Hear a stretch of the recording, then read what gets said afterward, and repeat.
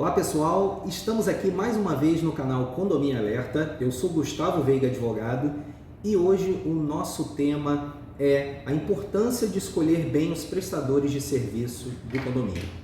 Só que para o tema de hoje, nós estamos aqui com o nosso síndico profissional, Norberto Miletti. Ele vai falar muito sobre esse tema, trazendo muito conteúdo para vocês e muita informação nesse bate-papo aqui que será com certeza muito engrandecedor para todos vocês. Boa tarde, Norberto, tudo bom? Tudo bem, Gustavo? Tudo jóia, é um prazer receber você aqui no nosso canal. Obrigado. E nossos seguidores aqui estão muito empolvorosos, né? Que bom, Querendo saber muito sobre esse tema, né? A grande importância que um gestor de condomínio tem na escolha dos prestadores de serviço. Perfeito. O que você pode falar sobre esse tema? Se apresenta para o pessoal. Obrigado, Fique à Gustavo. vontade. Primeiramente, muito obrigado pelo convite. Fico muito feliz em saber que tem uma pessoa de boa índole fazendo um canal muito especial para nós, como síndico e outros prestadores de serviço também. E meu nome é Norberto Miletti, sou argentino, estou no Brasil há 20 anos. Estou nesse ramo de síndico profissional há 12 anos. E nessa experiência minha, eu tenho bastante conhecimento de muita coisa que assim que eu poderia estar passando para síndicos que estão começando, síndicos profissionais. E nessa área nossa, a gente vivencia muita coisa, né? E eu acho que condomínio, a gente pode fazer uma menção como se fosse uma máquina, né? Uma máquina condominial, onde tem engrenagens, certo? Então, cada engrenagem tem a sua responsabilidade para fazer movimentar a máquina. E essa parte de prestação de serviço é muito importante para o síndico, né, que está à frente, fazer uma boa escolha na hora de fazer uma contratação de um prestador de serviço ou de uma empresa. Você falou uma coisa muito importante, muito interessante para todos os nossos seguidores. Veja que a administração condominial, ela não funciona isoladamente. Ela depende de um conjunto de prestadores, de um conjunto de pessoas, para que ela seja gerida de forma correta e atinja a sua eficácia. Como o Norberto aqui deixou bem claro, a importância de você escolher bem aquelas pessoas que vão compor aquele quadro de prestadores que vão auxiliar o condomínio a andar de forma regular, né, Norberto? Quando a gente fala em gerir um condomínio e contratar um terceirizado, a gente tem que ter certa cautela com relação à observância, não só da lei, né? O Código Civil, a lei das incorporações imobiliárias, leis de locação, a própria lei do silêncio, entre outras, né? Que faz parte desse universo condominial. Mas também a gente não pode deixar de observar aquela regimento maior, né? Aquela lei maior do condomínio, que é a nossa convenção, né? A maioria das vezes lá vem previsto tetos de gastos do síndico, o que o síndico pode, de forma a não levar em assembleia ordinária para uma votação prévia, o que ele pode de imediato contratar. O que você tem para trazer para a gente aí na sua experiência, nas suas andanças, na sua atuação nos condomínios aqui na Grande Vitória? Com relação a isso, com essa liberalidade do síndico poder contratar, e quais são, na sua visão, os cuidados essenciais que o gestor, não só o síndico profissional, mas eu diria toda pessoa envolvida nessa trama condominial, até o próprio corretor de imóveis, ele tem por obrigatoriedade conhecer bem o produto que ele vende, que ele está negociando. Sim. Dentre o conhecimento, a própria convenção, para dizer, olha, senhor João, aquela unidade que o senhor está comprando naquele condomínio X, ele tem determinadas regras assim, né? Na área comum você pode fazer isso ou não, porque na verdade o comprador, o adquirente de uma unidade, ele quer saber o que ele pode e o que ele não pode fazer, os seus direitos e obrigações. E muitas vezes ele não tem o conhecimento. Exato. Ele compra pelo que está vendo, mas por trás tem toda uma responsabilidade, norma do condomínio que precisa saber, e muitas vezes o próprio corretor não chega e informa para ele. E aí na hora depois de comprar, ele vê que não é aquilo que ele pensou, que ele não tem costume, talvez. Aí acaba comprando o gato por lebre, né? Ele começa se desiludindo daquilo que não foi bem explicado. Isso seria a falta de informação, de conhecimento adequado. Então, o que você pode deixar então, Gustavo, assim, para a gente? A convenção é o manual do condomínio, né? Assim como a Bíblia, né? Não temos a convenção que a gente precisa seguir o que está lá. Logicamente que tem, assim, na convenção tem a lei, né? Que devem ser respeitadas, assim, inclusive algumas leis se confrontam também. Mas na convenção, o síndico, quando for assumir um condomínio, ele tem que priorizar ter um estudo da convenção do condomínio para ele se enquadrar o que pode e o que não pode. E falando sobre prestação de serviço, ali está muito claro, muitas vezes a informação na convenção impõe quanto que o síndico pode gastar para contratar um serviço. O limite de gasto dele. Tem um limite, então se você exceder esse limite, você pode ser punido por isso. Então existe esse limite que você pode gastar, a partir desse limite você pode ter a autorização do conselho, né, que faz também tem outro teto para autorização, e depois disso aí, realmente uma assembleia para aprovação.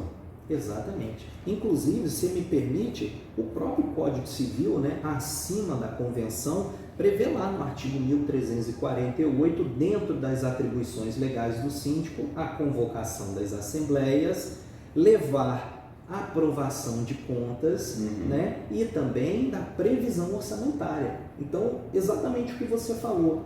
Antes de contratar, é prudente que o síndico faça o quê? Uma análise de mercado. Qual o tipo de serviço a ser contratado?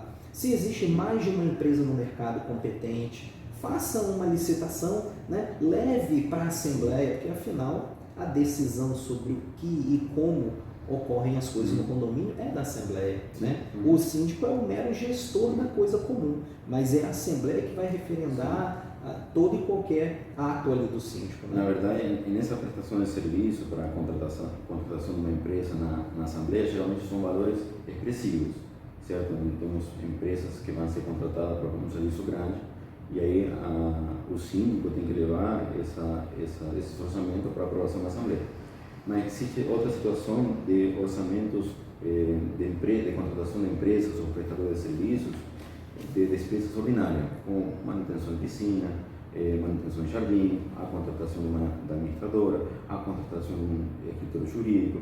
São despesas ordinárias que todo mês vai ter para manter esse conjunto funcionando. E muitas vezes isso aí realmente o síndico, talvez com o apoio do conselho, que faz a contratação porque está dentro do teto. E aí o que eu faço a menção, para na hora de contratar, saber o que está contratando, porque aí que faz toda a diferença lá na frente na prestação de serviço, para você não ter uma crítica do morador, de uma prestação de serviço que você contratou e não está sendo bem feita, ou deu algum problema e a empresa não tem como assumir porque não tem caixa para suprir esse problema que aconteceu com esse prestador de serviço. Então, isso antes de contratar é muito importante fazer esse levantamento de quem é a empresa, o CNPJ, de quem é o sócio, se tem respaldo financeiro. Você falou uma coisa muito importante. Deixa aí o recado para vocês. Dica de ouro do nosso síndico profissional Norberto.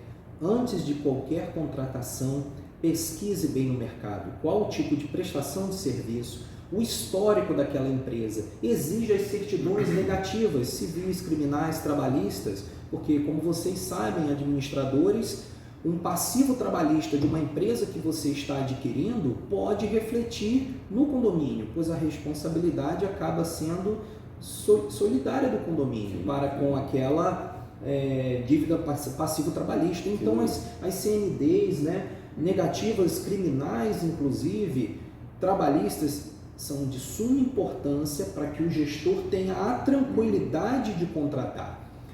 Isso aí a gente lembra um tema muito importante, Norberto, que a gente entra aí sobre responsabilidade. E diz lá o artigo 1348, no parágrafo 2º do Código Civil, que eu vou ler aqui para vocês, fala o seguinte: o síndico pode transferir a outrem, total ou parcialmente, os poderes de representação ou as funções administrativas, mediante aprovação da Assembleia, salvo disposição em contrário da Convenção. Ora, o que a lei está dizendo aqui? O síndico, ele é, de fato, o responsável legal pelaquela pessoa jurídica condomínio. Ele responde, inclusive, não só civil, mas criminalmente pelos seus atos. Sim. Porém, a própria lei civil abre a brecha para você delegar, transferir a alguém, daí a importância da contratação de terceirizados, passar essa bola, né? Passar essa responsabilidade. Mas eu faço uma ressalva. Vocês acham que ao transmitir essa responsabilidade, o síndico está se isentando completamente de sua responsabilidade? Não. O síndico ele sempre será responsável pelos seus atos. Tanto é que o Código Civil fala que para que isso ocorra, deva haver aprovação da Assembleia. O síndico não pode deliberadamente transferir seus atos de administração para terceiros, né, Norberto? O que você pode falar com relação a essa responsabilidade? O que você já vivenciou aí no seu dia a dia? Olha, realmente passar a responsabilidade é muito sério. Assim, na minha experiência, eu não tenho vivido essa transferência de responsabilidade não, mas eu fiquei sabendo que realmente algumas síndicos, né, acabam transferindo a responsabilidade e aí pode ser que tenha uma penalidade lá na frente por uma eventual problema com essa empresa terceirizada. Exato, por não resguardar esses cuidados, né? Pedirem certidões, essas coisas. Quem é essa empresa que você está colocando no condomínio? Qual o histórico dela? Isso é muito importante. Por isso, Gustavo, que é importante a contratação de um escritório jurídico. Antigamente, os condomínios contratam ainda, né, as administradoras, mas as administradoras apresentavam já dentro do contrato uma prestação de serviço de jurídico.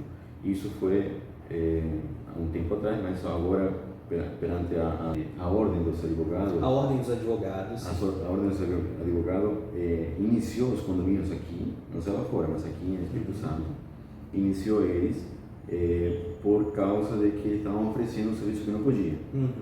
Então, os condomínios já estavam acostumados a esse tipo de serviço, de ter uma administradora com um jurídico.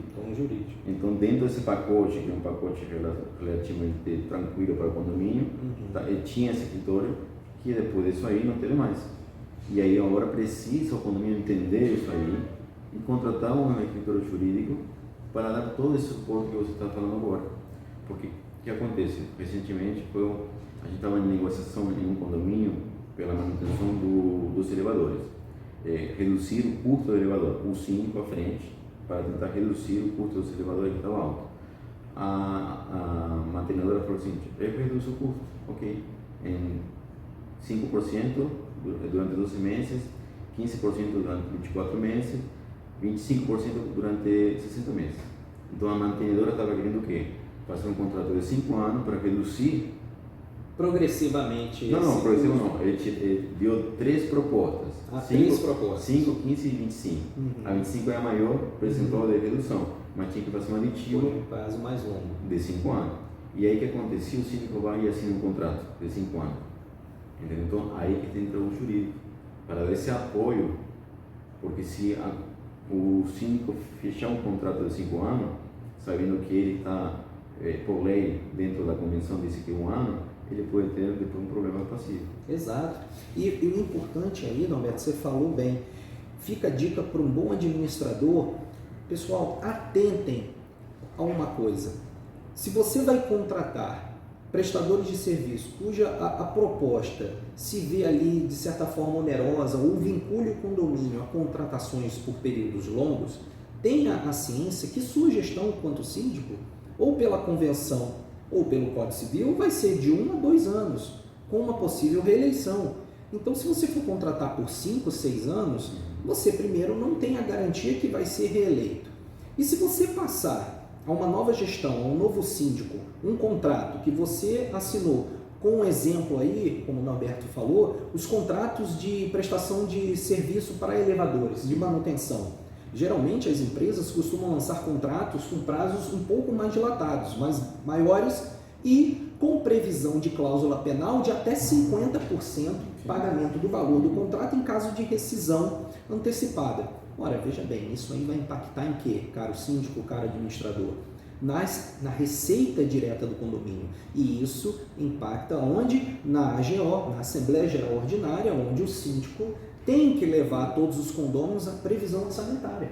Então, na verdade, ele não previu, se caso ele rescindisse, ou o futuro síndico que já não pertence mais à gestão dele, vier a rescindir por força de que ele precisa enxugar as contas do condomínio para ter uma maior receita, ele vai ter um problema jurídico. E aí, que o nosso caro Norberto falou, vocês vão acabar tendo que contratar um escritório jurídico para sanar esse problema, o que vai gerar mais custos para o condomínio. Então, se vocês puderem evitar tais problemas, é essencial que você analise bem, né, Norberto, esses contratos, prazos, condições, se existe cláusula penal de arrependimento, se você desistir, basta um aviso prévio de 30, 60 dias, tudo isso é muito importante. E o síndico que não souber, porque ninguém é obrigado a saber, né? Principalmente a maioria dos síndicos aí de condomínios, eles caem de paraquedas como síndico, eles não têm formação profissional.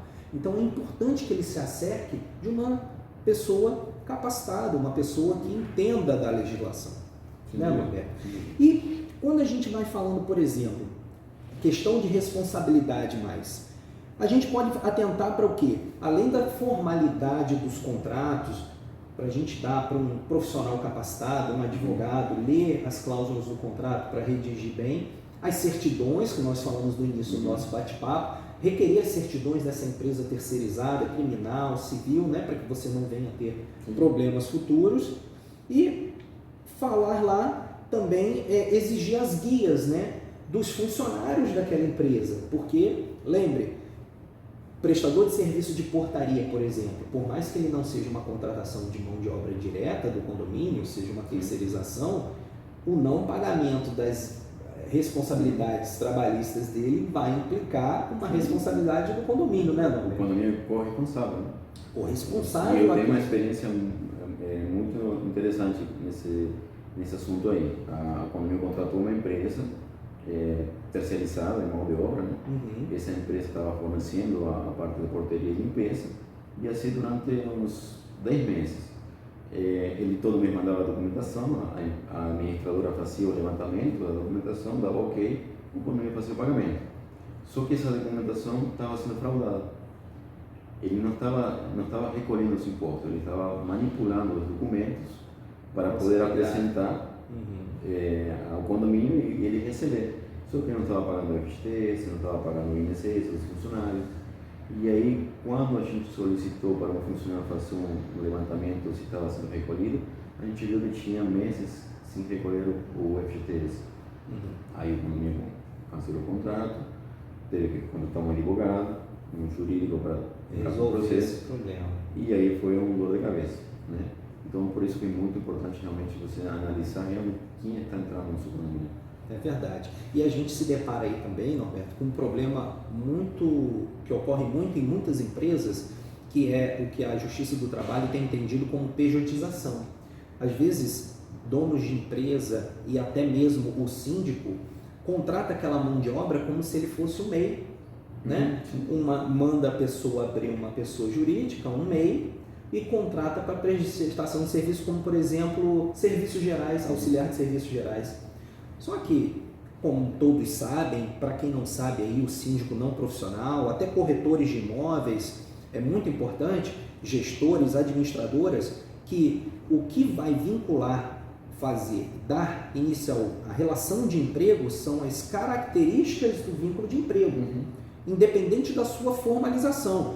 Quais são? Subordinação, assiduidade, habitualidade, né? Então, se você vai demandar que a pessoa venha todos os dias ao condomínio, fazer a limpeza e fique à disposição do condomínio, por exemplo, de 8 da manhã às 6 da tarde.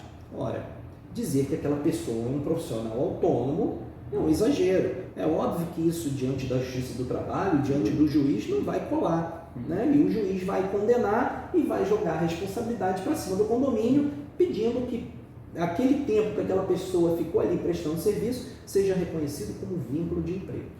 Então, é muito importante, que o Norberto falou, não tentem, administradores, burlar a legislação. Essa é a pior maneira de se começar uma gestão não só condominial, mas empresarial de uma forma geral, né? Norberto, com relação ainda às prestadoras de serviço, o que mais a gente poderia dizer aí aos nossos seguidores de forma a eles se resguardarem com relação à segurança? Por exemplo, questão de portaria, né? Muito comum. Você contrata... Portaria virtual, tá falando, ou portaria física? Pode ser qualquer tipo de contratação, virtual, remota, pessoal. Qual o cuidado, assim, a gente falando daquele cuidado com o contrato, né? A formalidade, a forma civil que a lei prevê, o que a convenção prevê, mas quais outros cuidados você, na prática, já vivenciou ou gostaria de deixar para a gente aqui como recado? Falando em segurança geral, né? Do tipo de contratação, independente do tipo de portaria, o que você pode nos acrescentar aqui? Na contratação de empresa terceirizada, é muito importante no contrato prever a escala para a cobertura, né? Como que vai ser feita essa escala? Porque muitas vezes as empresas, na hora da falta de um funcionário, ele não tem como suprir esse funcionário contratado e colocar uma pessoa autônoma, ou uma pessoa de fora sem contratação para cobrir essa falta. E aí fica o posto desguarnecido, né? Na verdade, o posto fica com uma pessoa, porém, se acontecer, porventura, alguma eventualidade, passa mal, alguma coisa, aí vai vir em cima da empresa terceirizada, mas o condomínio corre responsável também, porque colocar uma pessoa sem ser contratada pode gerar um passivo para o condomínio. Então isso é muito importante, porque muitas vezes as empresas terceirizadas talvez não tenham nesse momento um funcionário, colocar alguém que não está contratado pela empresa. Já aconteceu em alguns condomínios. Então deixar isso em um contrato bem amarrado, porque se porventura acontecer alguma coisa, pelo menos o condomínio tem um resguardo ali. Tem um respaldo legal, isso mesmo.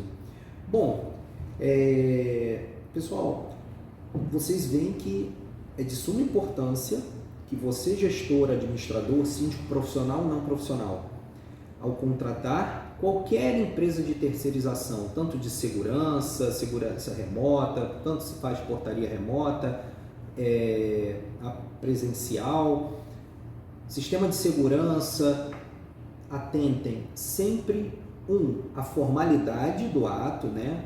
O tipo de contratação, leiam bem aquele contrato, gerou dúvida, não está seguro, recorra à assistência de um profissional capacitado. Contrate um advogado, uma assessoria jurídica da sua confiança para dirimir toda e qualquer dúvida. Depois, analise bem no mercado, faça licitações, levante preço, porque o que eu vejo muito nas minhas andanças em condomínio, nas minhas prestações de serviço, é que a grande maioria preza por preço, né, Norberto? E preço não significa qualidade. Às vezes a gente recorre lá, uma prestadora pediu 10 mil, a segunda 20, 30, com certeza vamos na de 10. Mas será que você analisou qual é a postura daquela empresa de 10 no mercado? Se é uma empresa que não tem reclamações, se é uma empresa que não tem passivos trabalhistas, cujas certidões estão ok, que ela tem um bom renome, isso é muito importante. Afinal, quando a esmola é muita, o santo desconfia, né? Já diz aí. Então, atentem para isso. Você, síndico, tem dúvida? Norberto já deve ter tido muitas dúvidas. Será que contrato ou não contrato, né, Norberto? O que você deva fazer? Primeira coisa, a decisão é da Assembleia. Leve isso à votação. Faça o seu papel de administrador, levante preços, orçamentos, todas as informações que você precisa sobre aquela prestação de serviço e deixe que a Assembleia decida. Pois, afinal, aquela coisa comum vai ser de decisão da Assembleia, cuja decisão é soberana. E aí, retira dessa pessoa aqui, do síndico, a responsabilidade pela decisão. Afinal, olha, não foram vocês que escolheram, foi a Assembleia que escolheu. Afinal, se ele deliberadamente escolher, mesmo que com permissivo na convenção pelo teto de gasto, ele terá toda a responsabilidade nos ombros dele, porque ele sequer levou aquilo para uma votação.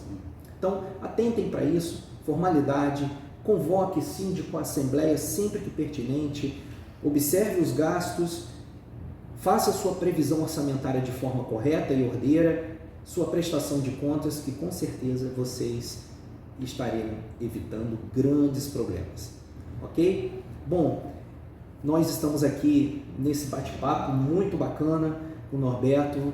Quero agradecer de novo, Norberto, pela sua presença aqui no canal. Com certeza vai enriquecer muito o nosso trabalho e vai ajudar a todos vocês, síndicos profissionais, não profissionais, administradores, corretores de imóveis, a tomar a sua melhor decisão de forma consciente e correta na hora de administrar a gestão condominial.